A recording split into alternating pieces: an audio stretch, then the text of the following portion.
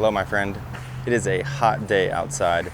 There are roofers over there making noise, and this is a warm take video, which is something a little bit different for my channel, but I do think that this is a helpful video, not just a controversy thing. This is a helpful video because there are plenty of people who ask me the question, whether it's comments or DMs or otherwise, do you like this camera for this reason, or should I buy it for this reason? So today's video, as you already saw in the thumbnail and in the title, is why you should not buy, or why Fujifilm might not be for you. Because quite frankly, I actually think that it might not be for many people. So let's just go ahead and dive in. There are not enough disclaimers that I could possibly make for this video, so I'm not gonna try. But this is directed towards videographers, I guess I will say that. But the first one is the autofocus. If you are looking at Fujifilm cameras and autofocus is a very high priority for you, especially considering maybe using the camera in a wide format of autofocus where it's not a single point. But in general, I would say if autofocus is of the utmost importance to you, Fujifilm is not for you.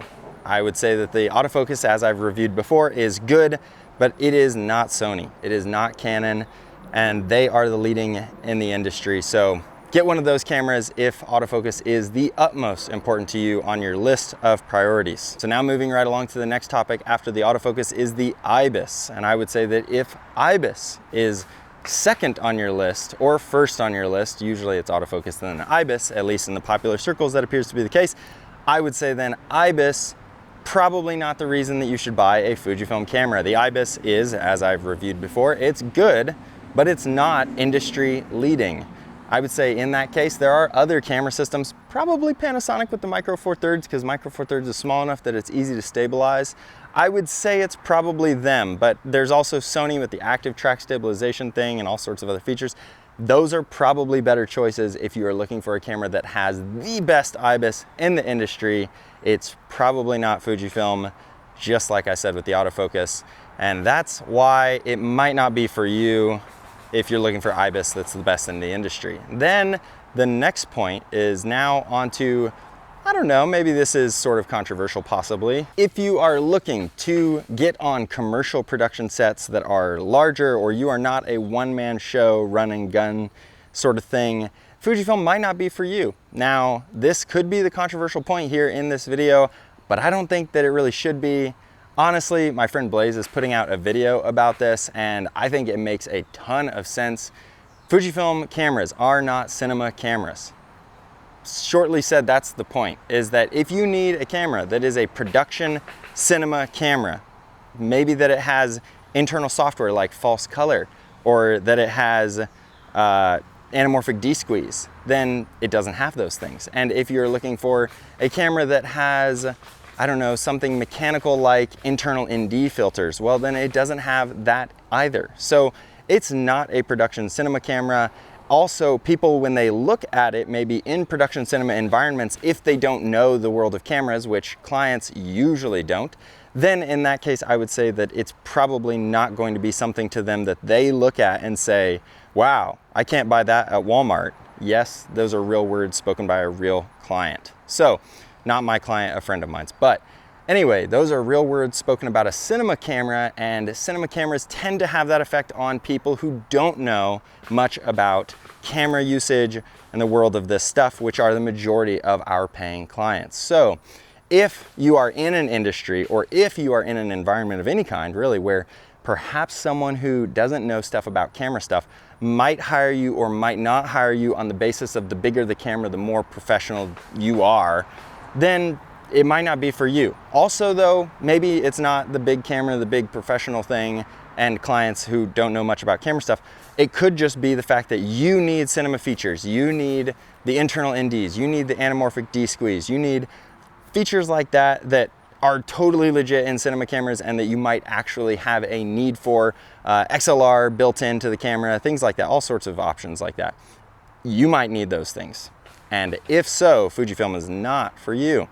So this video, very simply said, is that there are certain things, there are limitations about these cameras that make it so that you might not want to buy them.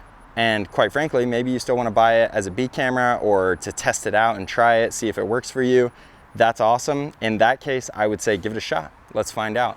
The thing is that I just don't think that it's the best camera for everyone or the best camera system for everyone. And that's okay. It's totally fine that it's not the industry leading autofocus in my view. It's totally fine that it's not the industry leading ibis in my view, or that some people say that the image is digitally over sharpened, which can be pretty quickly fixed. But yeah, it doesn't have a lot of those things, or it's not the industry leader, and that's perfectly fine. So if it's not the right camera for you, that's okay. Just know this moving forward, that it might not be, that Fujifilm might not have the camera that you're looking for. Now let's talk just at the end here briefly, who are the Fujifilm cameras for, and why might you buy one? Well, I'm just gonna talk about why I bought it. And that's because for me, image is over everything. I just want the colors that I really love. I want the image to look the way that I like. I want it to have a certain texture and feeling and quality. And I never found that with any of the other brands. I didn't find that with Sony or Canon. I haven't tried their cinema lines, but I don't need cinema features, which is the next thing. I am a one-man run and gun operation, typically using for wedding films. So I just don't need all of those enhanced, advanced cinema camera features. So because of that, and because of ibis and autofocus not being my utmost priority, I just need them to be good. I need them to work. I need them to work most of the time. For weddings, I can shoot manual focus, or I can just shoot autofocus in such a way that I avoid the limitations of the camera and embrace the strengths of the camera, which is what I do.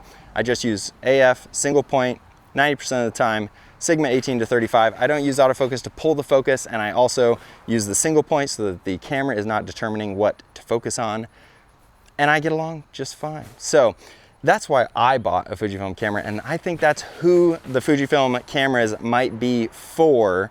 If I was to kind of put that in a box, I probably would say that it's the run and gun solo filmmaker probably who is absolutely prioritizing image over autofocus, ibis, cinema features, things like that. If you don't need those things, then that's who I think it's for. So in the end, you might be wondering if this mic is attached, and it isn't. This was just a fun prop that made this video easier to record. I hope you enjoyed this one. That's my warm take for the day. Leave me a comment. Tell me if you have bought or sold the Fujifilm camera system. Also, if I sent you this video in response to a DM, I hope you found it helpful, because I tend to do that with my videos where I make videos that are just questions I'm getting asked a lot. So I hope this was helpful for you. I'll catch you in the next video, my friend. Have a good day.